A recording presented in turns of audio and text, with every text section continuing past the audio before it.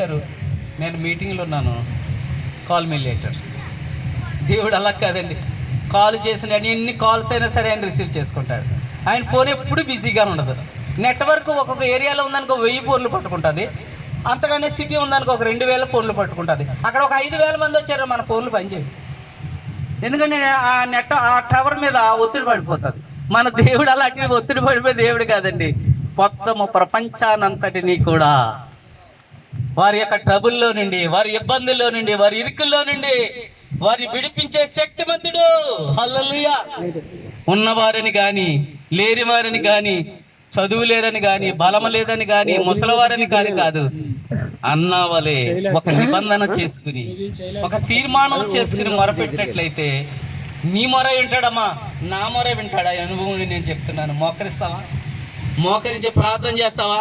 దేవునితో ఐక్యమైపోతావా? నీ యొక్క మనసులో ఉన్నదంతా ఆయన వింటున్నాడని నువ్వు నమ్ముతావా? నువ్వు సిగ్గుపడకుండా ప్రార్థన చేస్తావా? నీ గురించి ఆయన సిగ్గుపడడు. అందుకనే అంటది, ఇవన్నీ జరిగిన తర్వాత అన్న ఏమంటుందండి, 2వ అధ్యాయంలో 2 వచనాలు చదువుకున్నామండి, ముగించేద్దాం. ఎంత బలముతో, ఎంత శక్తితో ఆ యొక్క 2వ అధ్యాయంలో చెబుతుందో ఒక్కసారి గమనించండి అమ్మ. ఇక్కడ స్త్రీలే, ఎక్కడ చూసినా స్త్రీలే ఎక్కువ ఉంటారు. ఎందుకంటే దేవుడు కూడా స్త్రీలకే ఎక్కువ ప్రాధాన్యత కూడా ఇచ్చాడు. యెహోవా వంటి పరిశుద్ధ దేవుడు ఒక్కడునూ లేడు.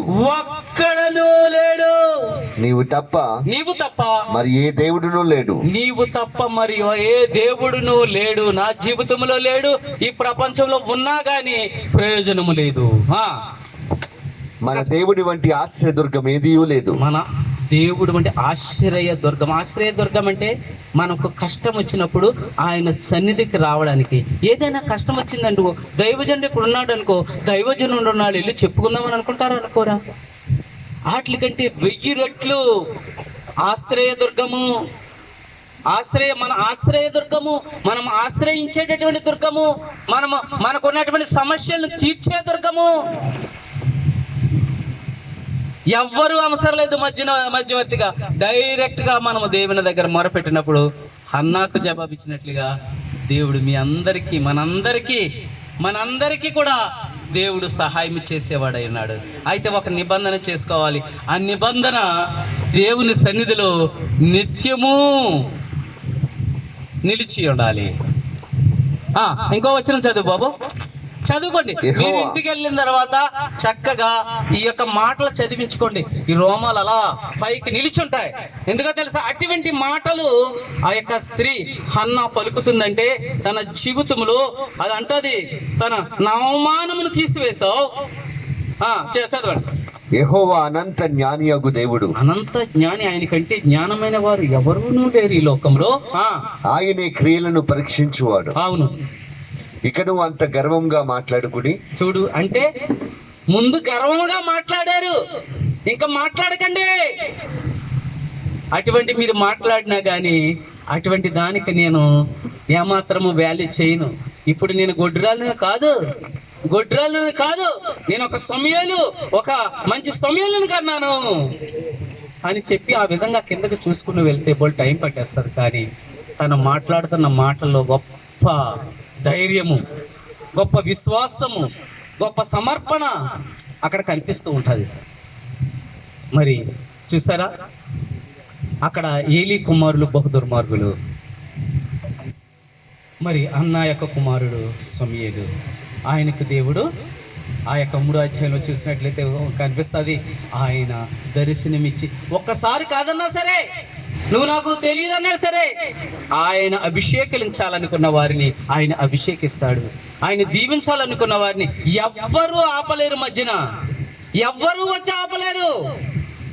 నీకు దేవుడు సహాయం చేయాలని నీ దగ్గరకు వచ్చినప్పుడు ఆయన చేసే వెళతాడు, నిన్ను దీవించే వెళతాడు. నీ ప్రార్థన ఆలకించినప్పుడు ఆయన నీకు ఆశీర్వాదాలు ఇస్తాడు.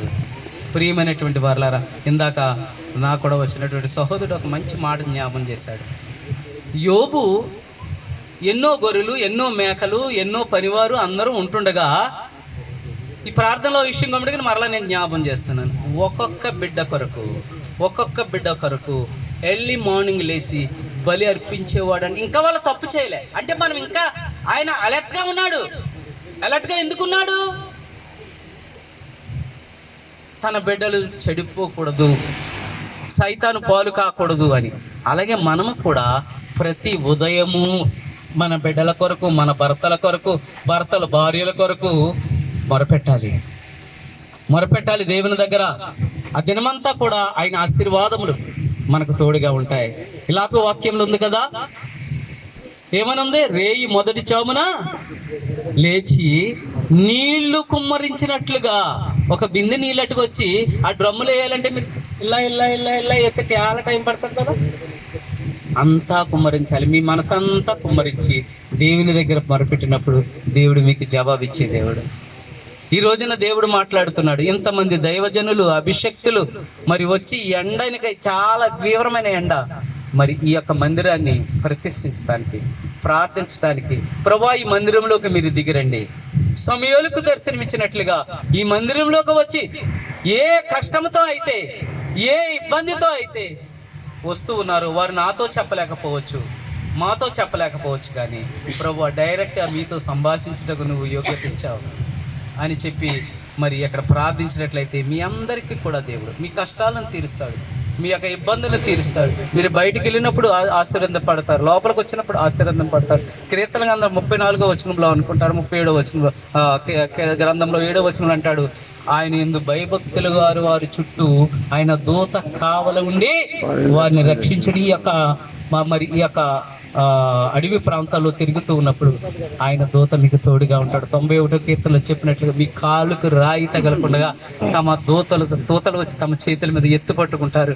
ప్రియమైనటువంటి వాళ్ళారా, యేసయ్య మనకు అభయం ఇచ్చే దేవుడు, ఆశీర్వదించే దేవుడు, మన కోరికలను సిద్ధింపచేసి మన ఆలోచన యావత్తు సఫలపరిచే దేవుడు. 165వ కీర్తనలు అంటాడు, ప్రార్థనలు ఆలకించువాడా సర్వ శరీరులు నీ వద్దకు వచ్చెదరు. ఆయన ప్రార్థనలు ఆలకిస్తాడండి. ఈయన ఒక్కరికే దేవుడు కాదు, అందరికీ ప్రభువు, అందరినీ ప్రేమించే దేవుడు అని తెలుసుకుని ఇదే సువార్తను మీరు మీ చాటి వారికి తెలియచేయండి. ఈయన అందరికీ ప్రభువు. ఈయనతో మనం మాట్లాడుకున్నప్పుడు మన కష్టాలు తొలగిపోతాయి, మన ఇబ్బందులు తొలగిపోతాయి, మన బిడ్డల యొక్క ఇబ్బందులు జరిగిపోతాయని మీరు చెప్పినప్పుడు దేవుని సన్నిధికి వచ్చి దైవజనులు అనేటువంటి వారు ఆ యొక్క మాటలు వినిపించినప్పుడు దేవుడు వారితో మాట్లాడతారు. ఇది మన పని అయి ఉన్నది అని మీ అందరికీ తెలియజేస్తూ మరి నాకు ఈ సమయం ఇచ్చినటువంటి మరొకసారి నోవా గారిని బట్టి నేను ఎంతో వందనాలు తెలియజేస్తూ ఉన్నాను. అలాగే మా పాస్టర్ గారు, వారిని పొగుడుతున్నానని కాదు కానీ ఇందాక పాస్టర్ గారు అంటున్నారు వారికి వీళ్ళు పాస్టర్ గారు సార్ అంటున్నారు, అయ్యా ఈయన ఊరి మీద తిరిగి వస్తాడు, నా ఇంటికేమో వర్షం, ఆ కిటికీలు తలుపులు లేవు. నిజం మాట చెప్తున్నానండి. ఏమండి, వీరి ఆలయము ఒక ఆలయం ఉంది, ఇలాగే ఉండేది.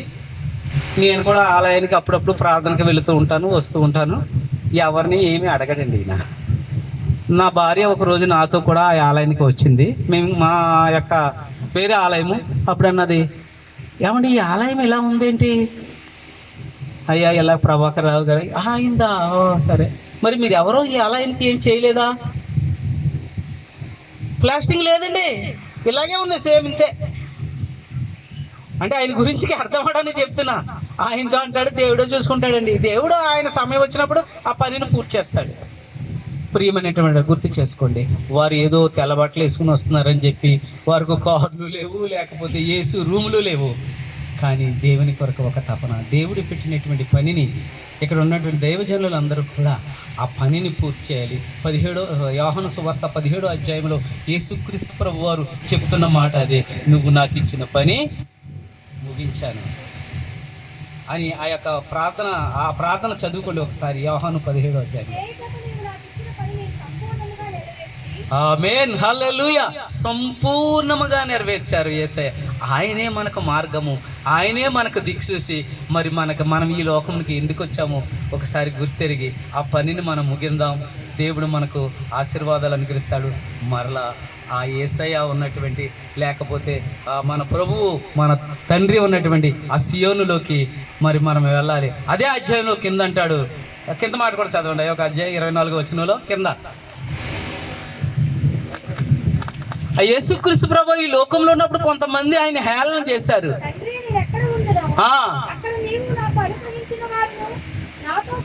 వలననియు నీవు నాకు మన అందరి కొరకు దేవుడు కుడిపార్శ్వమున కూర్చుని నన్ను అంగీకరించిన ప్రతి ఒక్కరూ ఇక్కడ ఉండాలి అని విజ్ఞాపన చేస్తున్నాడు. ఆయనకున్నటువంటి మహిమను మన కల్లారా చూడవలన చూడాలని చెబుతున్నాడండి. ఇంతకంటే ఇంకా సాక్ష్యం ఏం కావాలి? చూడండి, మనం అందరం అక్కడ ఉండాలంట. అక్కడ యేసుక్రీస్తు ప్రభు వారికి ఇక్కడ హేళన చేసినట్లుగా ఉండదు. ఆయనకి ఏ మహిమ ఉన్నదో, ఏ గొప్పతనం ఉన్నదో ఒక రోజున మన కల్లారా మనం చూడాలంట. మనం చూస్తామని నిరీక్షించిన వారు ప్రతి ఒక్కరూ ప్రార్థించండి. నా మాటలు ముగిస్తున్నాను. దేవుడు ఈ మాటలను దీవించును గాక.